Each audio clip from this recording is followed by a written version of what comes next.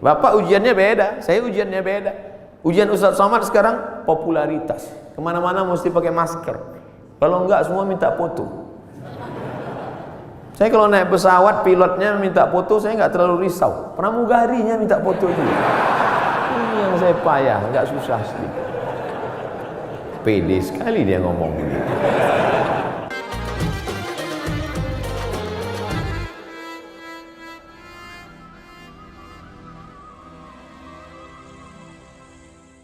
Bismillahirrahmanirrahim. Assalamualaikum warahmatullahi wabarakatuh.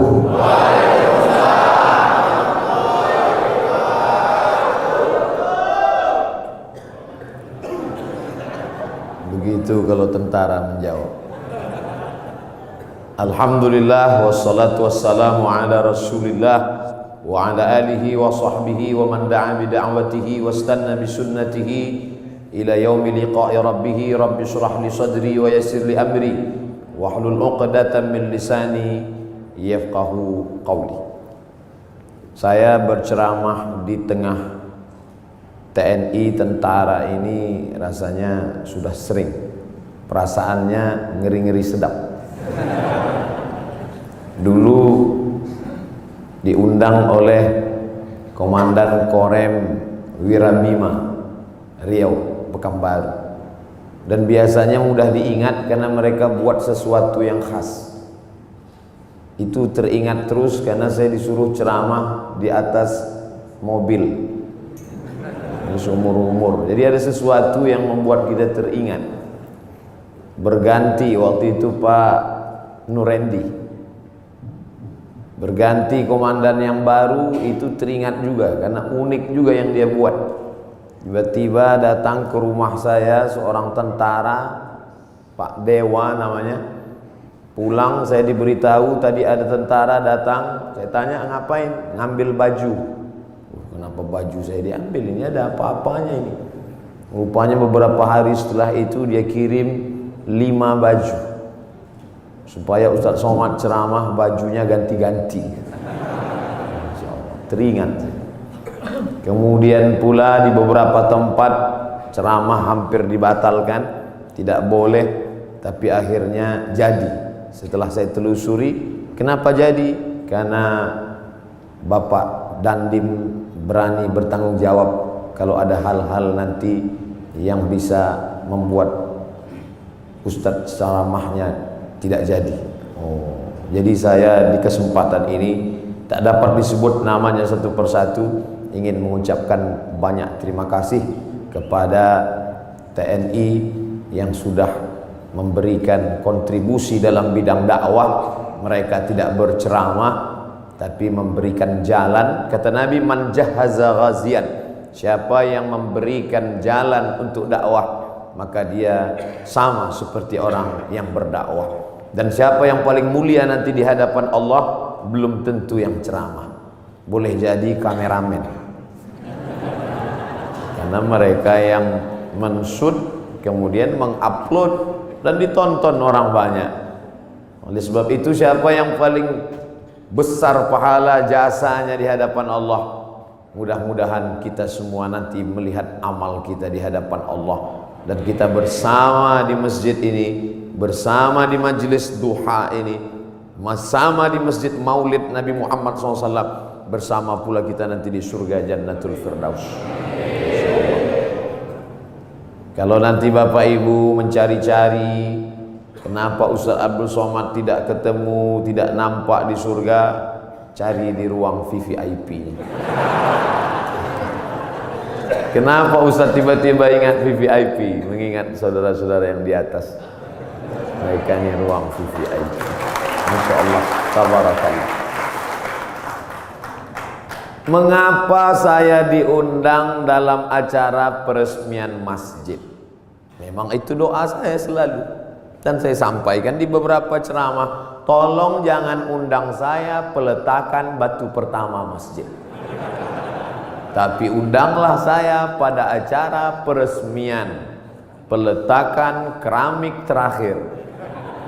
Alhamdulillah doa itu dikabulkan Allah Subhanahu wa taala, dan yang mengundang saya Direktur Keuangan. Bangga kita. Tidak mungkin acara apapun terjadi kalau tidak ada izin dari keuangan.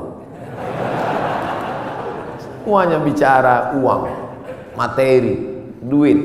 Oleh sebab itu kebanggaan luar biasa. Dan ternyata Bapak Direktur Keuangan TNI, Bapak Brigjen TNI Temas, ujungnya titel saya lupa. Beliau tidak melupakan pendahulu beliau disebutkan yang ke-17, ke-18, ke-19, ke-20. Ini yang sekarang terjadi krisis di tengah masyarakat kita, melupakan orang masa lalu. Siapa yang melupakan sejarah, maka dia sudah kehilangan pondasi, rapuh. Ini bangunan tegak berdiri karena ada pondasi. Abu Bakar Siddiq tidak mau naik ke atas mimbar di lantai 3. Mimbar Nabi itu lantainya 3, 1, 2, 3. Abu Bakar kalau khutbah di lantai 2 saja, di tangga nomor 2. Ketika ditanya kenapa tidak mau, karena yang tegak di tempat 3 ini Nabi Muhammad sallallahu alaihi wasallam. Ketika Abu Bakar meninggal, naik Umar tidak mau di lantai tangga nomor 2, dia tegak di nomor 1, di bawah. Ketika ditanya kenapa, karena yang layak di sini hanya Abu Bakar, yang di sini adalah Nabi. Mereka dulu begitu, orang sekarang enggak. Malah dia ganti itu tangga semua, ganti yang baru. Tidak menghormati orang masa lalu. Apa itu pendahulu itu enggak buat apa-apa, kata dia. Tapi hari ini saya sedang diajarkan, wahai Abdul Somad, hormati pendahulu, hormati orang masa lalu. Kalau bahasa Bung Karno-nya, jas merah. Jangan sekali-sekali melupakan sejarah. Walaupun TNI jasnya hijau. Oleh sebab itu maka kadang ada nasihat itu sesuatu yang diutarakan dengan lisan, lidah, kata-kata, tapi ada perbuatan, action. Dalam pepatah Arab dikatakan lisanul hal afsah min lisanil maqal. Action, perbuatan jauh lebih berkesan daripada ucapan. Mari bangun masjid, mari kita bangun masjid. Man bana masjidan, siapa yang bangun masjid, banallah mithlahu baitan fil jannah, Allah bangunkan untuknya satu tempat dalam surga. Bolak-balik saya ceramah, tapi andai ada yang bertanya, Ustaz udah bangun masjid? Belum. Tapi ada orang yang tidak pernah ngajak orang lain, tidak pernah ceramah, tapi real, nyata hari ini. Yang bisa bangun dengan uangnya, bangun dengan uang. Tidak bisa bangun dengan uangnya, bangun dengan uang orang lain. Tapi dengan kekuasaan yang ada di tangan kita, mumpung tanda tangan masih berlaku, mumpung ada segenggam kekuasaan di ujung jari titipan Allah, pakai menolong agama Allah subhanahu wa ta'ala. Itu selalu ceramah saya ulang-ulang, dan hari ini saya melihatnya real, nyata. Mudah-mudahan ini menjadi inspirasi bagi seluruh orang-orang yang diberikan Allah amanah jabatan dan kekuasaan. Selama saya memimpin harus ada satu masjid yang baru, harus ada satu masjid renovasi. Kadang saya pergi ke salah satu kantor-kantor tempat ceramah, megah, besar, hebat, acara convention hall. Ketika nanya, Pak mohon izin mau sholat ke masjid, kecil, karpet pun bau kepinding. Tapi di masjid direktur keuangan, masya Allah, megah, mewah, memandang ke atas, rasa-rasa dekat ke langit, doa terkabul. Mampunya indah. Kadang di beberapa masjid saya hilang konsentrasi, kehilangan bahan. Kenapa? Semua ibu-ibu berkipas. Hari ini tak ada. Adam, ayam, AC. Masya Allah, lihat. Itu sengaja di pintu AC itu dipasang ada tirai supaya menunjukkan dia hidup. Dipasang, hidup. Di beberapa masjid ceramah juga saya banyak AC, tapi nggak hidup. Ini hidup. Karpetnya luar biasa. Kemarin saya ceramah di salah satu provinsi, karpet tebal. Tapi sebelum naik ke atas, jamaah bisik, DKM, Dewan Kemakmuran Masjid. Ustaz, bagus nggak karpetnya? Bagus, saya bilang. Tolong nanti penggalangan dana, masih hutang Ustaz. Tapi masjid kita tidak. Masya Allah, tabarakallah. Man bana masjidan, siapa yang bangun masjid, banallah mithlahu baitan fil jannah. Orang Islam mesti kaya, karena syarat booking tempat di surga bangun masjid. Jadi yang nggak bangun masjid Pak Ustadz, yang nggak punya jabatan, yang nggak punya harta, ya siap-siaplah di emperan kaki lima. Jangan sedih, karena pintu kebaikan bukan cuma hanya bangun masjid, ada pintu yang lain. Man shalla isnatai asyarata raka'ah, siapa yang sholat 12 rakaat fil yaumi wal lailah, sehari semalam, bunya lahu bihinna baitun fil jannah, dibangunkan juga satu tempat di surga. Artinya apa? Yang bisa bangun masjid dengan materi, uang, kaya, kekuasaan, silakan. Yang nggak bisa, makmurkan masjid dengan sholat sunat 12 rakaat. 2 rakaat sebelum subuh, 2 rakaat setelah zuhur, 4 rakaat sebelum zuhur, 2 rakaat setelah maghrib, 2 rakaat setelah isya. 12 rakaat. 2 rakaat sebelum subuh, 4 rakaat sebelum zuhur, 2 rakaat setelah zuhur, 2 rakaat setelah maghrib, 2 rakaat setelah isya. Salat sunat, simple, booking tempat. Bangun masjid sudah, salat sunatnya juga lancar, mantap. Sudahlah nggak bangun masjid, salat sunat pun enggak. Mau tinggal di mana? Masya Allah, tabarakallah. Ditunjukkan bahwa segenggam kekuasaan bisa dipakai untuk menolong agama Allah subhanahu wa ta'ala. Ustaz Somad, ajarkan kami, ceritakan kami tentang Nabi Muhammad supaya kami merasakan bagaimana dekatnya dengan Nabi. Bapak-bapak TNI, tidak perlu saya ceritakan bagaimana kehidupan Nabi, karena yang paling bisa merasakan rasanya, gimana kira-kira perasaan Nabi saat itu adalah bapak-bapak tentara. Kenapa begitu? Karena Nabi itu kehidupannya sebagai panglima perang, panglima tentara. Nabi jadi Nabi mendapat wahyu umur 40. Berdakwah di kota Makkah 13 tahun. 40 tambah 13, 53. Memimpin perang terbesar bernama Perang Uhud di tahun kedua. 40 tambah 13, 53. Tambah 2, 55. Nabi di usia 55 tahun, perang Badar, naik kuda dari Madinah ke Badar, lokasi perang 150 km naik kuda. Tolong cari ustadz umat Nabi Muhammad yang umur 55 tahun naik kuda 150 km. Yang bisa melakukan itu hanya tentara, yang bisa merasakan sport, yang bisa merasakan naik kuda.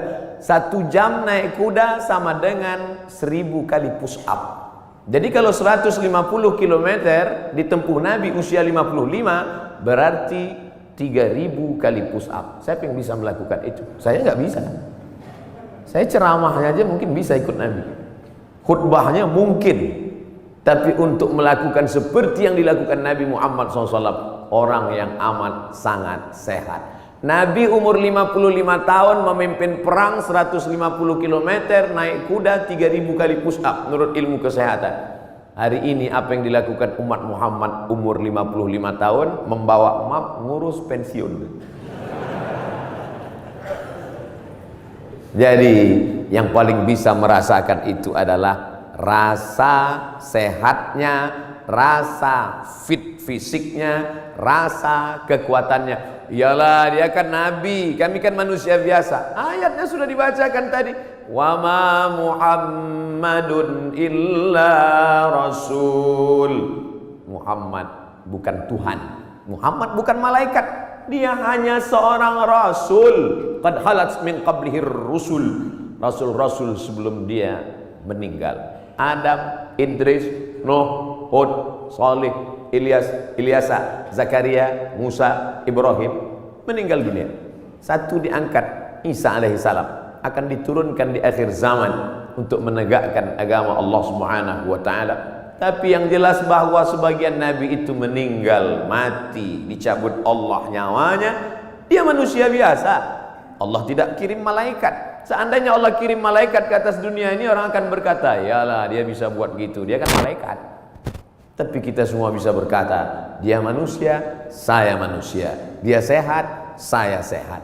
Mohon maaf Ustadz Somad, tadi saya terlambat menyambut selamat datang karena olahraga dulu. Begitu kata Bapak Direktur tadi. Dan di sini ada olahraga memanah, ada pula olahraga berkuda. Memanah, berkuda, persis seperti yang dipesankan. Alimu auladakum, ajarkan anak-anak kamu as-sibahah, berenang, ar-rimayah, memanah, warukubal khail, berkuda. Cuman yang saya heran, kenapa yang disebutkan cuman memanah dan berkuda? Berenangnya mana?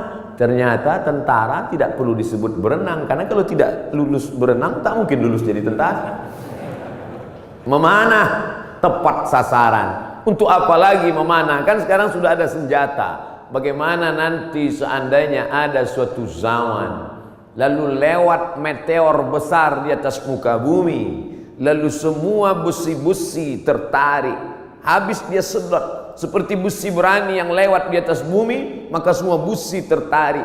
Apalagi yang bisa kita pakai kecuali memanah? Sehebat-hebatnya penembak sniper, tak ada lagi peluru, tidak ada lagi senjata, yang ada hanya panah. Maka memanah hari ini adalah senjata masa depan. Rukubul khail, berenang, menunggang kuda. Ustadz Somad cuma ceramah aja. Emang Ustadz pernah naik kuda? Itu yang video dan gambarnya viral, saya naik kuda. Tapi yang megang 4 orang. Ustadz naik ke atas, naik, foto, turun lagi. Memanah juga.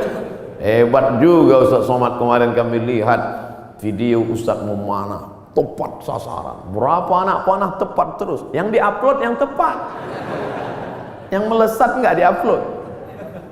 Membangkitkan motivasi anak-anak muda kita, pemuda-pemuda kita yang masa darah bergejolak, hawa nafsu luar biasa. Kemana disalurkan ini? Kepada 3, berenang, memanah. Ustadz, kalau kami banyak berenang ini, apakah hawa nafsu kami ini akan turun? Saya bilang, kalau kamu berenang sampai ke tengah sungai, ke tengah laut, bukan cuma nafsunya hilang, kamu hilang sekalian.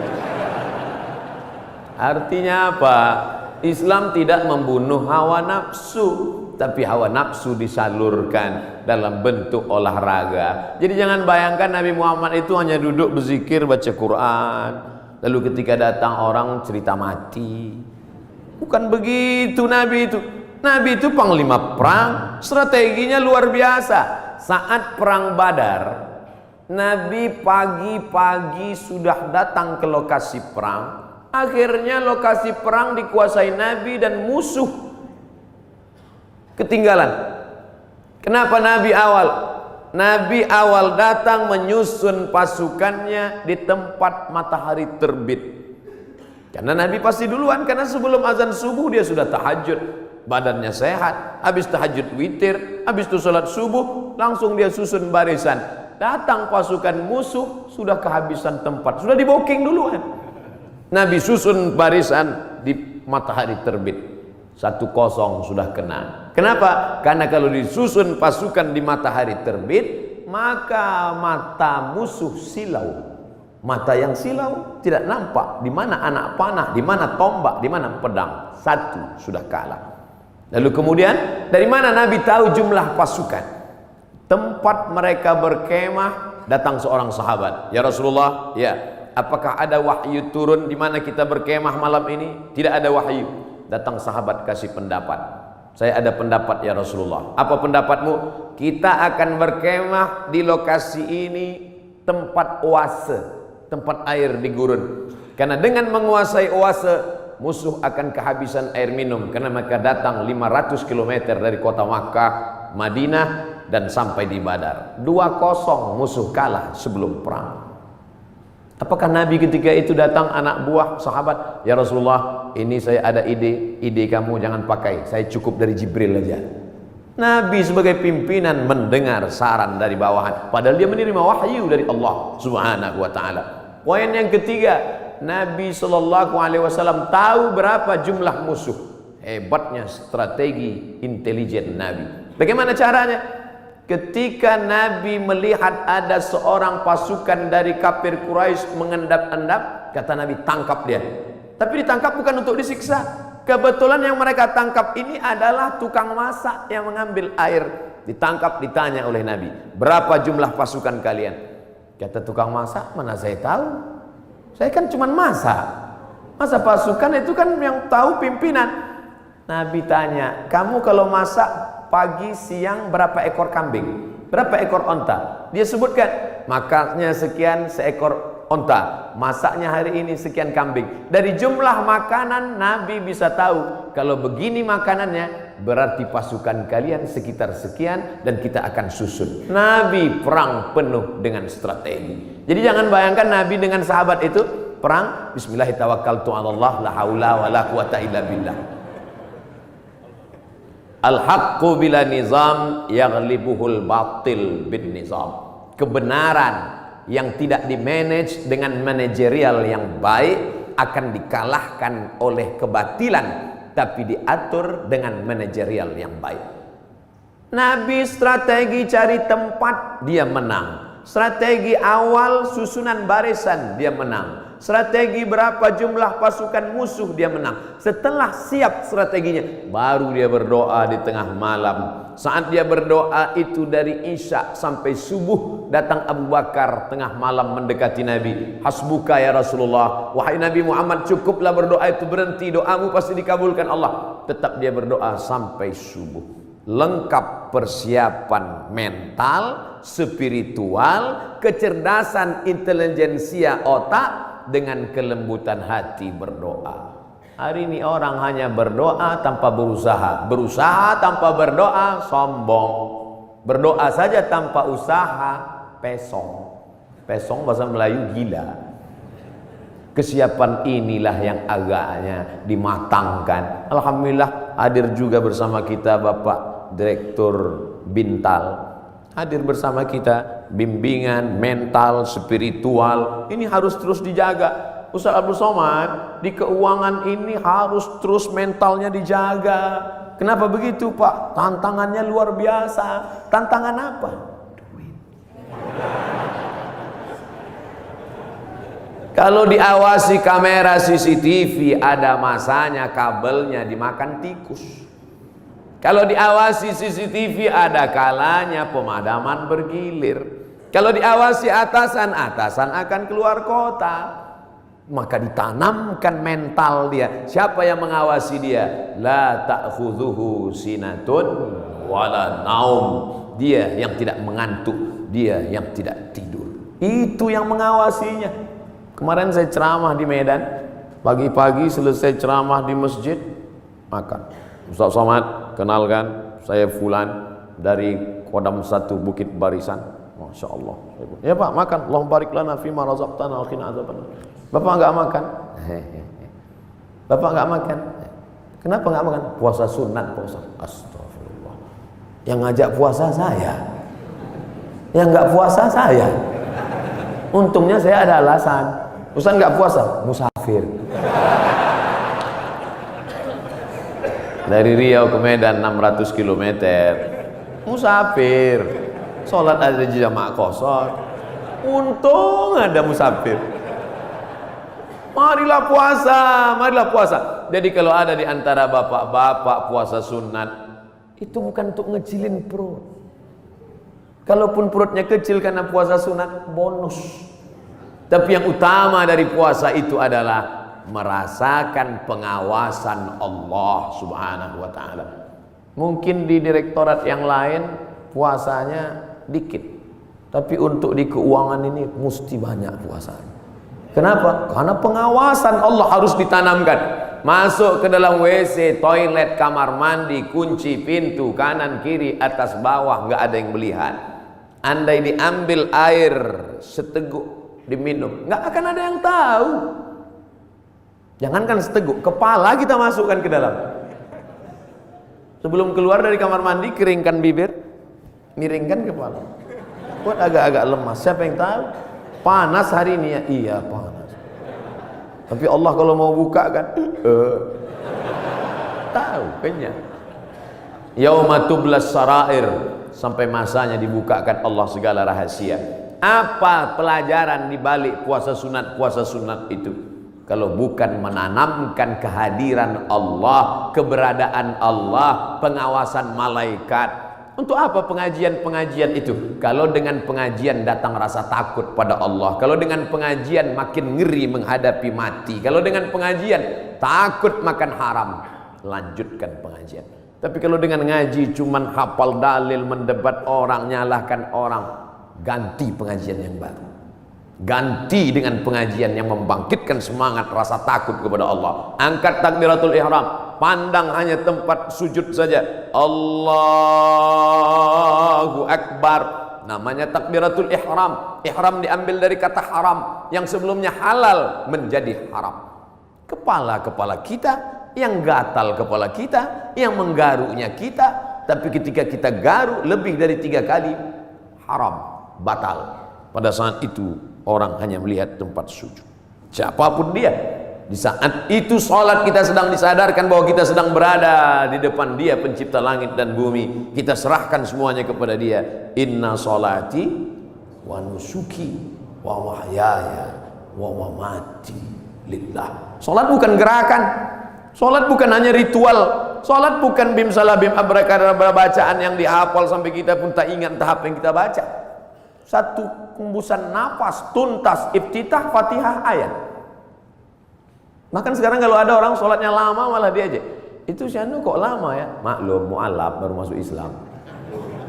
Ente kok cepat? Udah lama, udah hafal Pak Ustaz. Padahal sholat adalah perenungan. Selain dari Allah kecil, Allahu Akbar. Jabatan ini kecil, tak ada apa-apanya. Kekuasaan ini kecil, tak ada apa-apanya. Yang besar hanya Engkau ya Allah. Kalau sudah mampu mengecilkan yang lain, membesarkan yang Allah, maka kalau dia hilang tidak akan terasa, karena semuanya kecil. Banyak ibu-ibu yang sudah mampu membesarkan Allah sampai yang lain itu terasa kecil. Meninggal suaminya, slow aja. Ibu enggak nangis, kecil Pak Ustaz. Semuanya kecil. Ini hanya amanah Pak Ustaz, ini hanya titipan Pak Ustaz. Kebetulan tercetus keluar dari mulut, amanah. Masjid ini bernama Masjid Amanah. Lawan dari amanah, khianah. Amanah, khianah. Orang yang memegang amanah, al-amin. Orang yang mengkhianati amanah, al-khain. Ini namanya luar biasa, berat ini. Keluar dari amanah, khianah. Tidak bisa dibagi dua. Saya Pak Ustadz, kaki kanan saya memang amanah, tapi khianah sekali-sekali. Oh nggak bisa. Sifat orang munafik 3. Idza haddatsa kadzaba, kalau bicara dusta. Wa idza wa'ada akhlafa, kalau berjanji ingkar. Wa idza tumina, kalau dikasih amanah, khana, berkhianat. Itu mengapa masjid ini diberi nama amanah. Maka sehari berapa kali masuk kemari? Subuh mungkin tidak. Subuh mungkin di Masjid Al-Ikhlas dekat rumah, mungkin di Masjid At-Taqwa dekat rumah. Tapi zuhur, asar. Tapi jangan gara-gara saya ucapkan ini lalu nanti takut sholat di sini. Kamu sholat di mana tadi? Masjid di luar aja lah. Kenapa nggak di amanah? Ngeri di situ. Kata Ustaz Somad. Masya Allah. Hati terus dikonekkan, jiwa terus didekatkan. Kalau sampai jauh dia akan kering. Bahwa kita semuanya lahir membawa iman ya.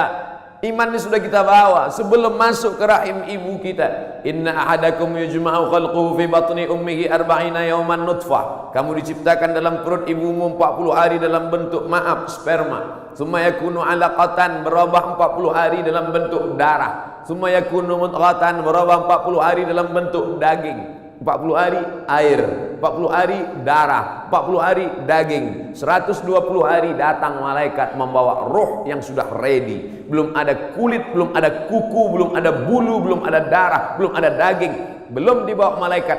Kita sudah bersama berkumpul di alam roh. Dan Allah bertanya ketika itu, alastu bi rabbikum, bukankah aku Tuhan kamu? Kita semua menjawab, bala syahidna, engkau Tuhan kami. Cuman ketika sampai ke dunia dia lupa. Karena lupa itulah maka dia disebut manusia. Karena manusia diambil dari kata nasya, lupa. Apa yang disampaikan Ustaz Somad tadi? Aku lupa. Kenapa kau lupa? Karena manusia. Kalau ingat terus namanya bukan manusia. Apa namanya? Panasonic. Ini yang merekam ini nggak akan lupa, ingat terus. Jangankan bapak ibu yang dengar ceramah, saya yang ceramah aja lupa apa yang saya sampaikan. Tapi saya diingatkan. Yang mengingatkan saya siapa? Jamaah. Ustaz kan ngomong gini dulu. Masa iya saya ngomong gitu? Ini MP3-nya. Ini MP4-nya. Kamu dapat dari mana? Saya download Pak Ustaz. Di mana kamu download? Itu channel Ustaz Abdul Somad Official. Subscribe, like, and share. Jadi Masya Allah, internet ini luar biasa. Tadi bicara dengan Bapak Direktur Bintal, luar biasa merusak kepala anak-anak kita. Hancur kepala ini.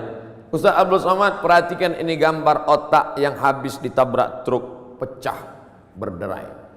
Yang ngundang saya ini psikolog, ibu-ibu. Ustaz, sebelum Ustaz ceramah coba lihat gambar ini, hancur berderai kepalanya. Yang ini Pak Ustaz, kepalanya utuh, sehat, tapi isinya hancur sama seperti ini. Kok bisa begitu? Karena website, karena internet. Tapi saya tidak bisa salahkan juga semua internet. Karena orang kenal saya dari internet.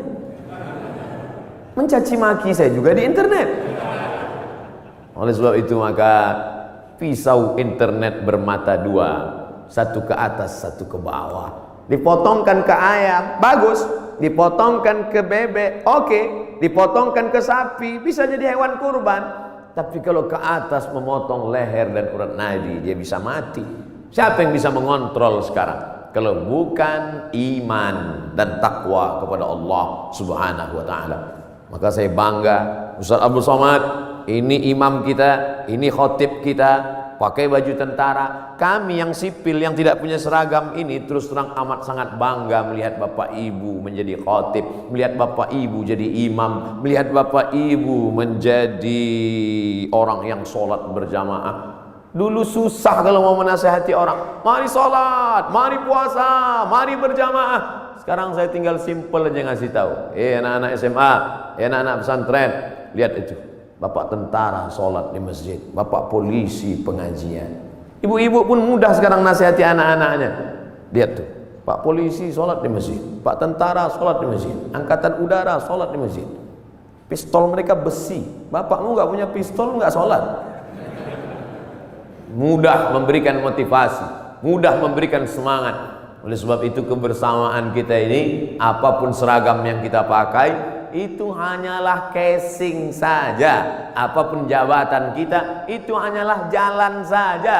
Yang kita cari adalah keridhaan Allah Subhanahu wa ta'ala. Kalau berhasil kita melewati ujian-ujian seragam, ujian kekuasaan, ujian jabatan, ujian dunia, ujian popularitas ini sampai kepada puncaknya, maka insya Allah mati kita husnul khotimah. Tapi kalau gagal kita dengan ujian ini, Bapak ujiannya beda, saya ujiannya beda. Ujian Ustaz Somad sekarang popularitas, kemana-mana mesti pakai masker. Kalau enggak semua minta foto. Saya kalau naik pesawat, pilotnya minta foto, saya nggak terlalu risau. Pramugarinya minta foto juga. Ini yang saya payah, nggak susah sedikit. Pede sekali dia ngomong begitu. Bapak Ibu yang dimuliakan Allah Subhanahu wa ta'ala. Tapi saya yakin dan percaya dengan istiqomah melaksanakan ibadah ini, dengan senantiasa menempelkan kening ini ke lantai, kita sadar bahwa kita dari tanah dan akan kembali kepada tanah. Yang di badan ini pun dari tanah, dilihat warnanya warna tanah, dan akan mati dimakan cacing tanah. Saat diangkat tangan sadar tanah, diusapkan ke wajah bau tanah, dan kau akan mati dimakan cacing tanah. Abdul Somad yang diciptakan dari api, tolong angkat tangan. Berarti setan. Dia sendiri ngaku, khalaqtani min nar, aku dari api. Wa khalaqtahu min tin, dia dari tanah. Ana khairum minhu, I'm better than him. Saya lebih mulia dari dia. Saya lebih tinggi, saya lebih hebat, saya lebih agung. Kalau ada nanti orang berkata begitu, bisikkan saja, kau saudara setan. Oh, jangan ngomong gitu Pak Ustadz, terlalu kasar. Lembutkan sedikit. Saudara setan. Dengan sholat kita sedang disadarkan siapapun kita tempelkan 7 anggota badan kita ke lantai dari atas sampai ke bawah. Ujung kaki 2, ujung tangan 2, ujung lutut 2, 1 kening menempel ke lantai. Mentang-mentang orang hebat, kekuasaan tinggi, tak mau menempelkan ke lantai. Allahu Akbar, tempel ke tiang. Enggak sah sholat kecuali sakit, duduk di kursi. Kalau makhluk di bumi tidak lagi mau mendengar kata-katamu, siapapun tak lagi memperdulikanmu, berbisiklah ke tanah, makhluk-makhluk langit akan mengaminkan doa-doa. Bangun di tengah malam, mengadu kepada Allah. Ngadunya pada Allah. Sekarang banyak orang ngadu ke Facebook. Semua diadukan di wall Facebook, Twitter. Makin dibaca komennya, makin stres, depresi, bersunyi-sunyi di tengah malam. Kalau sudah Allah berikan pertolongan, intan surullah, kalau kau tolong agama Allah, Allah yang akan menolong kamu. Lari ke atas bukit Safa tidak ada air, lari ke atas bukit Marwah tidak ada air. Di mana air itu datang? Air datang bukan dari tumit Hajar yang mencari air, tapi air dari tumit Ismail yang belum pandai berjalan. Hanya bergeser saja kakinya di atas pasir, memancar air Zamzami, air berkumpullah. Cerita ini 3000 tahun yang lalu. Karena Nabi Ibrahim pindah dari Babilonia ke Palestina 1800 sebelum Masehi. Sekarang sudah 2000, lebih 3000 tahun yang lalu. 1800 tambah 2000, 3819 tahun yang lalu. Cerita tentang air memancar. Saya kira ini hanya ada dalam buku-buku, dalam Al-Quran, dalam hadis Nabi, dalam sejarah. Ternyata hari ini tentang cerita air memancar saya dengar lagi pagi ini. Yang cerita siapa? Bapak Direktur Keuangan, Ustaz Somad. Saya gali tanah untuk ngambil jeruk, keluar air. Itulah air mineral yang saya minum pagi tadi. Kenapa Allah berikan air ini? Andai tadi mereknya tidak dirubah, saya tak bisa bedakan ini air dari mana. Sama seperti yang selama ini saya minum. Dari mana air ini datang? Dari Allah. Untuk apa? Ternyata persiapan pembiayaan pondok tahfiz Al-Quran yang sudah dibina dari sekarang. Datang rasa malu saya dalam hati. Saya selama ini cuma ceramah saja. Siapa yang membantu pondok tahfiz Quran, siapa yang membuka pendidikan Al-Quran, siapa yang menolong anak yatim untuk sekolah bantu Quran, itu yang akan menolong di hadapan Allah. Makanan yang kau makan akan busuk, pakaian yang kau pakai akan lapuk, yang kau sedekahkan itu yang akan menolong di hadapan Allah. Andai ada yang bertanya, berapa anak tahfiz Quran yang Ustadz tolong? Jangan tanya-tanya. Ternyata Bapak sudah buat duluan. Ini pondok tahfiznya, pembiayaannya dari mana? Allah yang memberikan. Makin kuat keyakinan saya. Lama-lama saya bingung. Saya datang kemari ini ceramah atau belajar? Ternyata ada ilmu yang ditulis di atas kertas, tapi ada ilmu yang datang dari Allah langsung real nyata. Intan surullah, kalau kau tolong agama Allah, yansurkum, Allah akan menolong kamu. Ayat itu dari kecil saya sudah hafal. Ayat itu saya pelajari di Al-Azhar Mesir. Tapi kalau ditanya mana buktinya nyata, itu Allah menolong Nabi Muhammad. Apa kata? Itu kan Nabi. Mana real yang nyata sekarang? Hari ini saya mendengarkan ceritanya, kisahnya.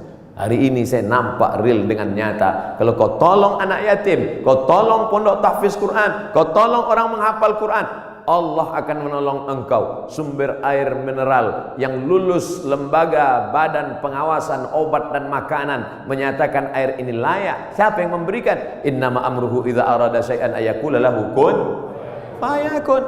Ternyata tolonglah agama Allah ini. Jangan pernah takut dan jangan pernah cemas. Kadang-kadang kalau terlalu banyak orang menakut-nakuti kita, kita jadi takut juga. Kita sudah berani, tapi karena ditakut-takuti orang, kita pun jadi takut juga. Ini Ustaz cerita tentang siapa? Tentang saya. Saking banyaknya yang membuli kita, kita jadi cemas juga lama-lama. Tapi rupanya semakin banyak cerita kita dengar tentang turunnya pertolongan Allah. Ala inna nasrallahi qarib. Yakinlah pertolongan Allah itu dekat. Jangan pernah takut dengan akhir masa pensiun, nanti saya akan makan apa, nanti saya. Berapa banyak orang berpikir nanti pensiun makan apa, malaikat maut datang malah sebelum pensiun. Malaikat maut tidak pernah datang melihat akte kelahiran. Berapa banyak orang sehat mati mendadak, yang diponis mati nggak mati-mati. Saya berapa kali ketemu ceramah dalam pengurus masjid, Ustaz Somad, nanti habis ceramah kita makan ya. Oke. Bedanya kalau di masjid lain setelah ceramah baru makan. Di kantor keuangan TNI sebelum ceramah udah makan duluan. Tabarakallah. Ketika selesai makan, kata Pak Ketua Dewan Kemakmuran Masjid, Ustaz Somad, saya ini sudah diponis, kata dokter, kena jantung koroner, harus dibelah urat kaki naik ke atas. Terus saya takut Pak Ustaz ngelihat ayam potong dibelah. Jadi ya saya nggak dioperasi. Katanya berapa lagi umur Bapak? 2 bulan Pak Ustaz. Terus udah 2 tahun nggak mati-mati. Bukan saya ngatakan Bapak Ibu nggak usah cek. Saya tetap medical check up, tetap ke rumah sakit, tetap tanya dokter. Termasuk kurusnya saya ini pun saya sudah konsultasikan ke dokter. Apakah saya ini sakit Pak Dokter? Kata dokter di Batam, Ustadz Somad, Ustadz kalau mau lebih berwibawa tambah beratnya dikit. Gimana Pak Dokter? Minum susu kental manis 3 kali sehari. Pagi segelas, siang segelas, malam segelas. Sebulan akan naik sekian kilo. Oke Pak. Sebulan saya minum, timbang tetap. Saya tanya, Pak Dokter, sudah saya minum kok nggak nambah? Kata dia, Ustadz terima aja, berarti sudah takdir Allah SWT.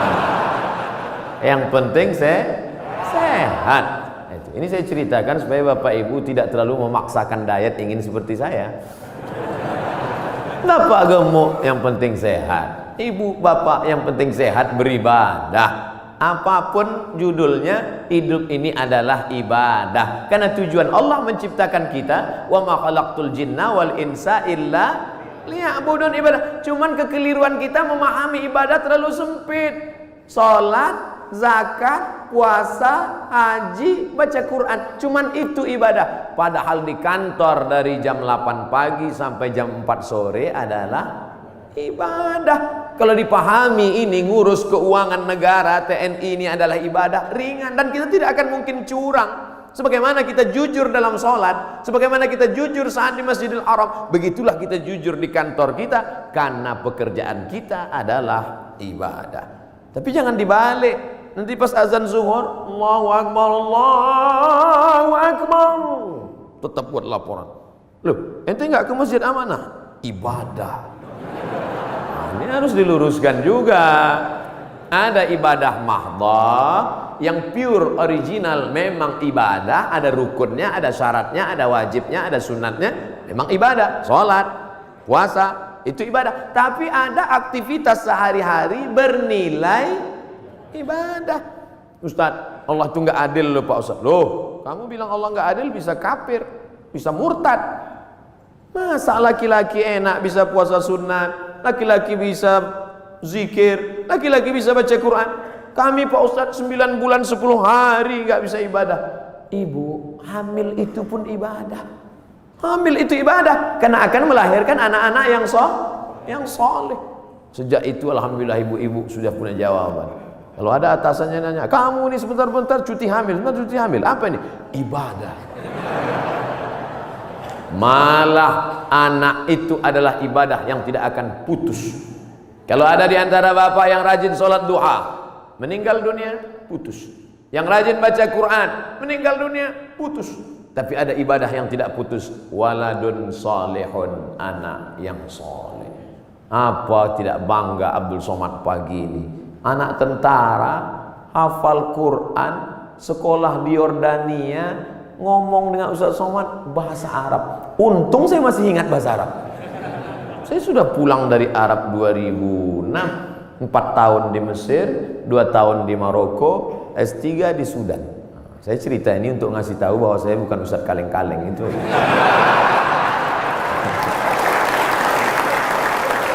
Kadang kalau ada orang cerita itu kita terlalu fokus pada kata-katanya. Sebetulnya di balik cerita itu yang penting, bukan kata-katanya itu. Perhatikan baik-baik. Saudara yang dimuliakan Allah SWT. Tapi kadang perempuan yang diingatnya bukan substansi maknanya, tapi katanya itu yang dia ingat. Makanya banyak perempuan terbuai oleh kata laki-laki, karena banyak laki-laki yang pandai menjual kata. Tapi kita harus pilih kata yang tepat, karena perempuan selalu mengingat kata yang tepat. Makanya Nabi tidak pernah panggil nama Aisyah. Nabi tak pernah panggil hei Aisyah, tidak, tapi dia gunakan kata yang lembut. Ya Humaira, wahai engkau yang kulitnya putih kemerahan. Karena perempuan akan mengingat kata pujian itu, ya Humaira. Tentara yang tegas, tapi ketika bertemu dengan ibu-ibu Persit, Kartika Chandra Kirana, maka kalimat dia tidak kalimat perang. Tidak mungkin dia pakai siap, tidak. Tapi dia pakai kata-kata yang lembut. Nabi Muhammad panglima perang, Nabi Muhammad tentara, tapi kepada perempuan apa kata dia kepada Aisyah? Ya Humaira, wahai engkau yang kulitnya putih kemerahan. Ustaz Somad, ya boleh saya panggil istri saya ya Humaira? Boleh, tapi dia nggak putih, nggak apa-apa. Menyenangkan hatinya, apa salah? Ya Humaira, jangan terlalu jujur. Ini pulang ke rumah manggil ya Hajar Aswad. Ternyata di balik seragam yang tegas itu, di balik tubuh yang berotot itu, ada kata-kata yang lembut, yang memukau, yang luar biasa. Karena di balik laki-laki yang sukses ada perempuan yang luar biasa, dan mereka hadir bersama kita pada hari ini. Mudah-mudahan kebersamaan di dunia ini menjadi kebersamaan peran perempuan. Man ala salasa banatin, yang membesarkan 3 orang anak perempuan fa'addabahunna. Kenapa Ustaz udah 2 kali ngelihat jam? Tentara ini disiplin. Makanya saya udah dikasih tahu, Ustaz akan sampai jam sekian, sarapannya sampai jam sekian, foto-foto sampai menit sekian, peresmian jam sekian, ceramah jam sekian. Dan saya memang dari dulu disiplin. Di mana-mana ceramah 60 menit sesuai yang tertulis di botol 600 ml.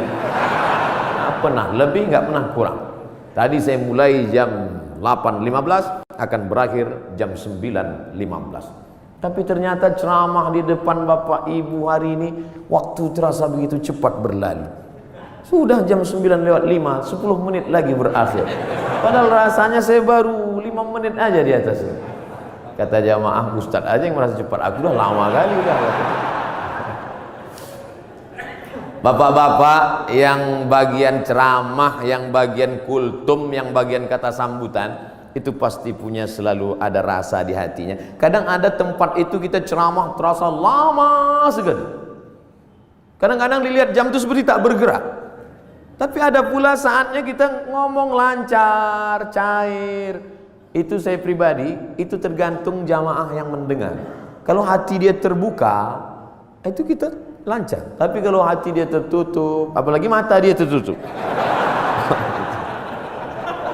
itu susah gitu. Terpaksa.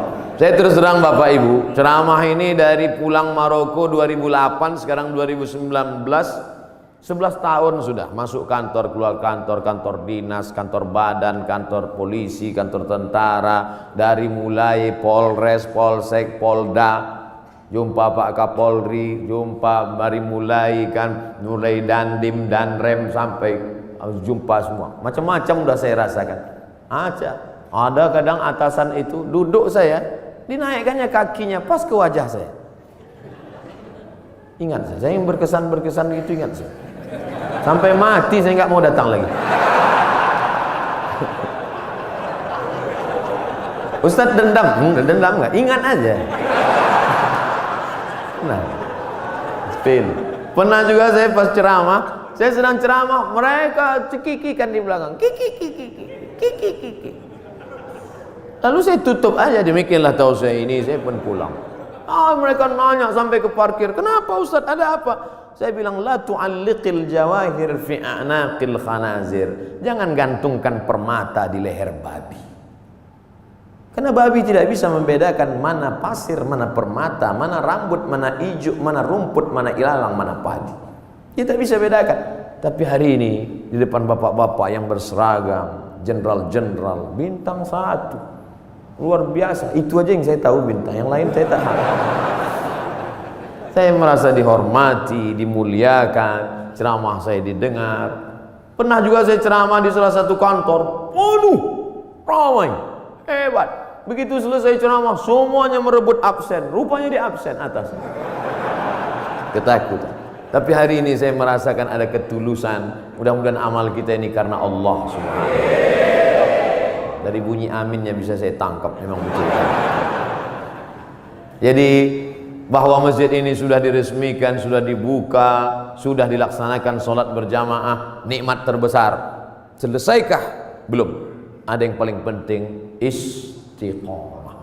Tapi ketika saya ceramah tentang istiqomah, marilah kita istiqomah. Selesai ceramah, datang panitia, Ustaz terlalu banyak nyebut istiqomah. Istiqomah sudah punya suami Pak Ustaz.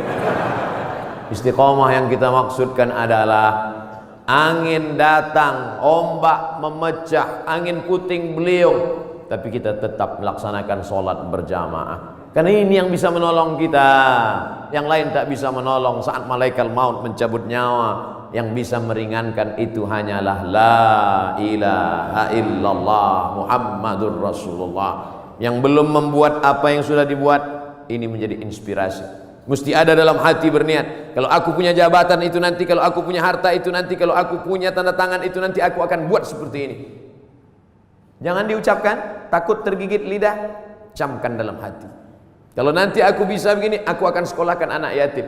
Aku terinspirasi dengan ceramah Ustadz tadi, ternyata Allah tolong rezeki berlimpah kalau sekolahkan anak yatim. Pulang dari sini jam 4, jam 5 nanti sore, mampir ke panti asuhan, tanya, saya belum bisa buat panti di rumah, tolong ke sini. Berapa anak yatim di sini Bapak panti, saya mau ngasih beras kemari. Untuk semuanya Pak? Enggak, 3 kilo aja. Kebetulan kita baru mampunya segitu, jangan paksakan lebih dari kemampuan. La yukallifullahu nafsan illa wus'ah. Beramal ini kalau mau ditunggu nantilah sholat sunat, setelah ini agak ringan, tidak akan pernah. Bersedekah pun begitu. Saya nantilah sedekah Pak Ustadz setelah kepribadian saya mapan, punya rumah pribadi, mobil pribadi, kebun pribadi. Nantilah Pak Ustadz setelah anak kuliah, ternyata biaya kuliah makin tinggi. Nantilah setelah anak kerja, ternyata setelah kerja persiapan untuk nikah. Nantilah setelah anak punya anak, ternyata cucunya lebih banyak lagi biaya. Sampai mati kita tidak pernah beramal. Mumpung masih sehat, sempat-sempatkan. Mumpung masih ada, sempat-sempatkan. Mungkin yang kecil itulah nanti akan menolong kita di hadapan Allah Subhanahu wa ta'ala. Abdul Somad diminta bercerita tentang Nabi Muhammad dalam waktu 60 menit. 63 tahun mau diceritakan 60 menit. Bahasa Arabnya mustahil. Impossible, tidak mungkin itu. Oleh sebab itu kita gunakan telinga, datang pengajian, ceramah, tausiah, maulid. Wal basar, mata, baca buku. Saya anjurkan di bulan maulid ini beli buku sejarah Nabi, macam-macam. Saya pernah diberi oleh Bapak Dirintel, judulnya Intelijen Nabi. Bagus. Jadi yang dibaca itu khusus aspek intelijen Nabi. Saya pernah juga diberi buku, tapi untuk buku umum yang bahasanya simple, sederhana, judulnya Ar-Rahiq Al-Makhtum. Tidak diterjemahkan ke bahasa Indonesia judulnya. Memang itu judulnya, Ar-Rahiq Al-Makhtum, tapi isinya bahasa Indonesia. Ditulis oleh seorang pemenang Nobel Sejarah Islam Internasional dari India, namanya Syekh Safiur Rahman Al-Mubarak Furi. Dulu bukunya saya beli 44.000, soft copy, soft cover. Kalau harganya naik bukan tanggung jawab saya. Beli. Nanti kita mati, anak kita buka lemari, menangis dia melihat buku, ternyata papa meninggalkan buku tentang Nabi. Pertama dia nangis karena ada warisan tentang Nabi. Yang kedua dia nangis bukunya masih di sampul plastik. Tapi nggak apa-apa. Tanamkan cinta Nabi pada anak-anak kita, supaya sebesar apapun jasa kita, anak kita lebih hormat Nabi daripada kita. Kenalkan anak kita dengan Nabi. Tadi sebelum kemari saya ketemu dengan sahabat-sahabat dari artis. Kalian tidak bisa ceramah, buat film animasi, buat film cerita tentang Nabi. Nusa dan Rara, cerita tentang Nabi untuk anak-anak kita. Kan nggak mungkin anak-anak itu saya ceramah Nabi. Kumpulkan anak 5 tahun, saya ceramah Assalamualaikum Rasulullah, nggak peduli mereka. sesuai dengan bahasa mereka masing-masing. Ibu-ibu dengan video pendek share di grup-grup WhatsApp, anak-anak dengan video-video animasinya, bapak-bapak dengan ceramah khutbah Jumatnya. Tapi yang paling penting adalah perbuatan kita, tindak tanduk kita mencerminkan Muhammad sallallahu alaihi wasallam. Biasanya Ustaz Somad kalau ceramah itu pakai poin 1, 2, 3. Di sini tidak, karena saya berhadapan dengan jamaah yang smart. Ustadznya Somad. Jamaah sudah bisa menyimpulkan sendiri. Apalah kesimpulan ceramah Ustaz Somad tadi? Kesimpulannya adalah hidup adalah ibadah. Maka setiap detak jantung, hembusan nafas, langkah kaki, ayunan tangan, bisikan telinga, kedipan mata, semuanya mesti bernilai ibadah. Kalau bergerak, geraknya adalah zikir. Kalau diam, diamnya adalah fikir. Berzikir dapat pahala, berpikir pun dapat pahala. Makanya kalau ada teman di sebelah dari tadi diam aja, berarti dia sedang berfikir. Sampai meleleh Pak Ustaz.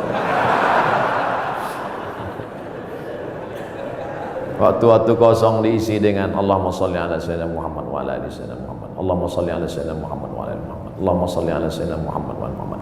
Ketika terjadi tsunami, dicarilah makam-makam yang tertimbun. Ada satu makam belum dikebumikan, jasad. Di balik-balik kayu batu ditemukan jasad seorang tentara masih berbaju seragam. Sudah seminggu jasadnya tidak busuk, utuh. Semua orang heran. Dia bukan ustadz, bukan penghafal Quran, manusia biasa. Apa yang membuat jasadnya tidak busuk, harum semerbak? True story, kisah nyata. Dicari teman-temannya, apa yang membuat? Dia tidak pernah mau membicarakan aib orang lain. Setiap ada orang-orang cerita aib, dia pergi atau diam dan selalu berzikir.